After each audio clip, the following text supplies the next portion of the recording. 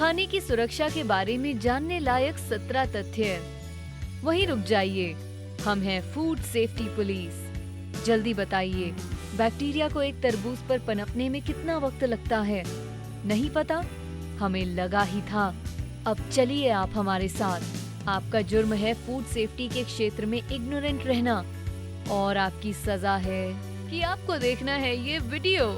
लेकिन वीडियो शुरू करने से पहले ऐसी ही और डेली टिप्स के लिए हमारे चैनल को सब्सक्राइब करना ना भूलें और नोटिफिकेशंस भी ऑन रखें ताकि आप हमारे नए वीडियोस कभी मिस ना करें, क्योंकि इस फूड सेफ्टी जेल से बाहर निकलने का यही एक तरीका है आपके पास।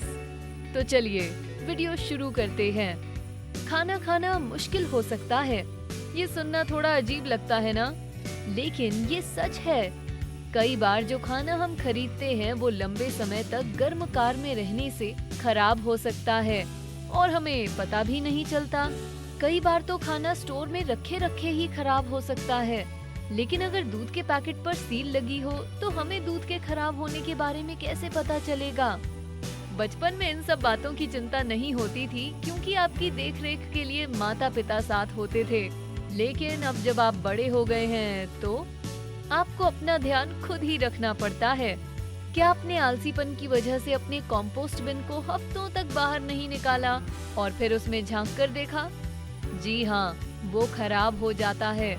वो सारा वही खाना होता है जिसे खाने की आपने कभी प्लानिंग की थी।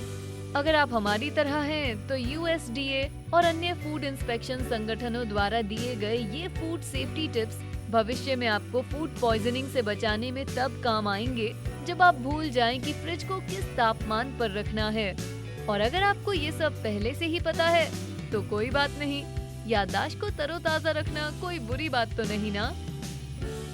पहला, रेफ्रिजरेशन। खराब होने वाली चीजों को 2 घंटे के भीतर फ्रिज में रख देना चाहिए। अगर बाहर का तापमान 32 डिग्री सेल्सियस से ज्यादा हो तो चीजों को 1 घंटे भी बाहर ना रखें। दूसरा, फ्रिज का तापमान। एक अप्लायंस थर्मामीटर के इस्तेमाल से अपने फ्रिज का सही तापमान जांचना ना भूलें। हो सकता है कि आपका फ्रिज खराब हो और आपको पता भी ना हो। ध्यान रहे कि फ्रिज का तापमान हमेशा 4.4 डिग्री सेल्सियस या उससे कम होना चाहिए और फ्रीजर हमेशा -17.7 डिग्री सेल्सियस होना चाहिए। तीसरा, ताजा मांस। अगर आप ताजा मांस जैसे चिकन या मछली खाते हो और उसे फ्रिज में रखते हो तो ध्यान रहे कि उसे 2 दिनों के भीतर ही पका लें, और अगर आपने उसे दूसरे दिन भी नहीं पकाया हो तो उसे फ्रीजर में रख दें, लेकिन इसे 3 से 5 दिनों से ज्यादा ना रखें। चौथा, डिब्बा बंद खाद्य पदार्थ। अगर किसी भी डिब्बे पर डेंट नजर आए या डिब्बा फूला हुआ हो तो उसे फेंक दें। वो आमतौर पे अच्छे रहते हैं, लेकिन अगर तापमान 32 डिग्री सेल्सियस से ज्यादा हो जाए तो खराब भी हो सकते हैं। ध्यान रखें, अगर डिब्बा अच्छी हालत में है तो ही वो इस्तेमाल के लिए सुरक्षित है। पांचवा, कमरे का तापमान। खाना अगर रूम टेम्परेचर पर 2 घंटे से ज्यादा रहा हो तो उसे फेंक दें। अगर तापमान 32 डिग्री सेल्सियस से ज्यादा हो तो ये समय घटकर 1 घंटा हो जाता है। साथ ही ध्यान रखें कि बचे हुए खाने को 4 दिनों के भीतर इस्तेमाल कर लें और उसे हमेशा 73.9 डिग्री सेल्सियस पर ही गर्म करें। छठा, फ्रोजन अंडे। अगर आप अंडों को फ्रीज करना चाहते हैं तो उन्हें पहले क्रैक करें फिर फ्रीज करें। ताजे क्रैक्ड अंडे फ्रिज में 2 से 4 दिनों के लिए टिकेंगे, लेकिन फ्रीजर में वो 1 साल तक ठीक रहेंगे। चिंता मत करें, हार्ड कुक्ड अंडे फ्रीज नहीं होते। सातवां, फ्रोजन डिनर। अगर आप फ्रोजन डिनर खाते हैं तो आप इसे अपने फ्रीजर में 3 से 4 महीनों तक रख सकते हैं। इसे फ्रिज में ना रखें, वो इसके लिए नहीं बने होते हैं और फ्रिज में उनमें बैक्टीरिया पनप सकते हैं। आठवां, चॉकलेट। क्या आपने कभी चॉकलेट पर एक सफेद परत देखी है? जी हाँ, ये कोई बड़ी बात नहीं। इसका मतलब केवल ये है कि फैट चॉकलेट बार के ऊपर जमा हो गया है। लेकिन क्योंकि हम सभी जानते हैं कि चॉकलेट पहले से ही कितनी फैटनिंग होती है, तो ये कोई बड़ी बाधा नहीं। 9वां, तरबूज। अब जरा तरबूज से संबंधित फूड सेफ्टी के बारे में बात करते हैं। क्या आपको पता है कि बैक्टीरिया को तरबूज पर बढ़ने के लिए 4 घंटे लगते हैं? तो अगर आप गर्मियों में ठंडा ठंडा तरबूज खा रहे हैं तो उसे 4 घंटे से पहले खत्म कर लें।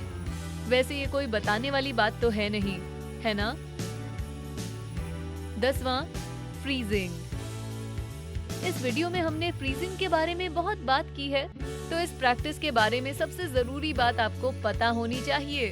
ध्यान रखिए कि जब आप फ्रीजर में खाना रखते हैं तो फ्रीजिंग से केवल बैक्टीरिया का पनपना रुकता है, लेकिन बैक्टीरिया मरते नहीं। तो बैक्टीरिया पूरी तरह कैसे मरते हैं? खाने को पकाने से।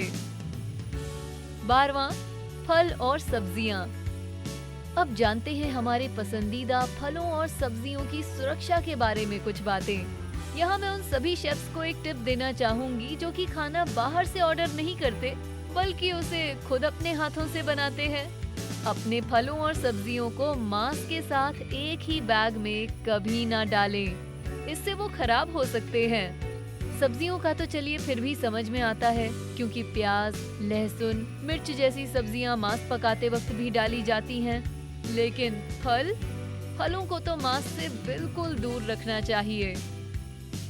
13वां, बचा हुआ खाना। कई बार बासा खाना अच्छा लगता है तो कई बार उसमें से बदबू आ जाती है। ये दरअसल शेफ, आपके फ्रिज और इस बात पर निर्भर करता है कि आप उसे कहाँ रखते हैं। लेकिन एक बात का ध्यान रखें, अगर बासी खाने को फ्रिज में रखे हुए 36 घंटों से ज्यादा हो गए हों तो उसे दोबारा पका लें। अगर शुक्रवार को मंगाया पिज्जा आप रविवार दोपहर में खाना चाहते हैं तो उसे एक बार माइक्रोवेव में गर्म जरूर कर लें। 14वां, बारबेक्यू। तो क्या आपको सर्दियों की गुनगुनी धूप में गर्माहट देने वाला बारबेक्यू करना अच्छा लगता है? लगता है ना, सबको लगता है। बाहर एक खुशनुमा दिन हो तो बारबेक्यू पर स्वादिष्ट स्मोकी खाना बनाना किसे अच्छा नहीं लगता। लेकिन अगर आप मांस पका रहे हैं तो आपको खास ख्याल रखना चाहिए। अगर आप बारबेक्यूड मांस को उसी प्लेट में रखेंगे जिसमें कच्चा मांस रखा हुआ था तो इससे फूड पॉइजनिंग हो सकती है। तो अलग अलग प्लेट्स का इस्तेमाल करें।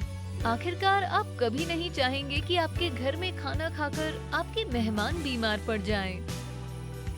15वां, कैन या जार। क्या आपकी प्लेट्स खत्म हो गई हैं? क्योंकि आपने सारी तो बारबेक्यू में इस्तेमाल कर ली और अब आपको पास्ता खाने का मन है, लेकिन उसे सीधे कैन या जार में से ना खाएं। खाने की चीजों को सीधे कैन या जार में से खाने से लार यानी सलाइवा अंदर की सामग्री को दूषित कर सकता है और पास्ता चाहे कितना भी अच्छा क्यों ना हो, उसे खाकर आप बीमार नहीं पड़ना चाहेंगे, है ना? 16वां, कैन ओपनर्स। चलिए तो पास्ता खाने के लिए एक कटोरी तो मिल गई, अब वक्त है डिब्बे को खोलने का। एक कैन ओपनर ढूंढिए, उसे ढक्कन में फिट करिए और जरा रुकिए। आप उस कैन ओपनर को धोना तो भूल ही गए। अब आपको शायद बेस्टी फूड सेफ्टी पुलिस पर गुस्सा आ रहा होगा, क्योंकि आपके पास करने को एक और काम आ गया है और आपके मन में ये सवाल भी होगा कि आखिर गंदे कैन ओपनर से क्या नुकसान हो सकता है। बहुत बड़ा नुकसान हो सकता है। बिना धुले हुए कैन ओपनर्स फूड पॉइजनिंग की सबसे आम वजह है, क्योंकि इनमें लगे बचे हुए खाने से कंटैमिनेशन होता है। तो जी हाँ, कैन ओपनर को धोना बहुत जरूरी है। वैसे शायद आपको हमारा शुक्रिया अदा करना चाहिए, हमने अभी अभी आपको पेट के बड़े टॉर्चर से बचाया है। 17वां, फफूंद। ये फूड सेफ्टी टिप तो बहुत ऑब्वियस है, लेकिन फफूंद इतनी बुरी होती है कि हमें इसके बारे में बार बार बताना पड़ता है। तो सुनिए फफूंद के बारे में बेस्टी की एक क्विक फूड सेफ्टी गाइड। फफूंद लगे खाने को छूने या खाने से एलर्जिक रिएक्शंस हो सकते हैं, तो याद रखिए फफूंद लगे खाने को आसपास भी ना रखें। साथ ही फफूंद लगी सब्जियों जैसे टमाटर, ककड़ी और लेटस को फेंक दें, क्योंकि उन्हें खाने से सेहत खराब हो सकती है। तो प्लीज फफूंद लगे खाने को घर में ना रखें। वैसे तो आपको ये बात पता ही होगी, लेकिन हमारी जिम्मेदारी है कि आपको फिर से इसकी याद दिलाएं। और आज के लिए बस इतना ही। हमें उम्मीद है कि आपने फूड सेफ्टी का सबक सीख लिया होगा। हमें उम्मीद है कि आपने एक दो बातें तो सीख ही ली होंगी। तो चलिए फिर जल्दी से बताइए कि बैक्टीरिया को एक तरबूजे पर पनपने में कितना वक्त लगता है। अपने जवाब नीचे कमेंट सेक्शन में लिखिए और अगर आपने गलत जवाब दिया तो वीडियो को फिर से देखिए। वीडियो पसंद आया तो इसे लाइक करें, शेयर करें और बेस्टी को सब्सक्राइब करें। Thanks for watching.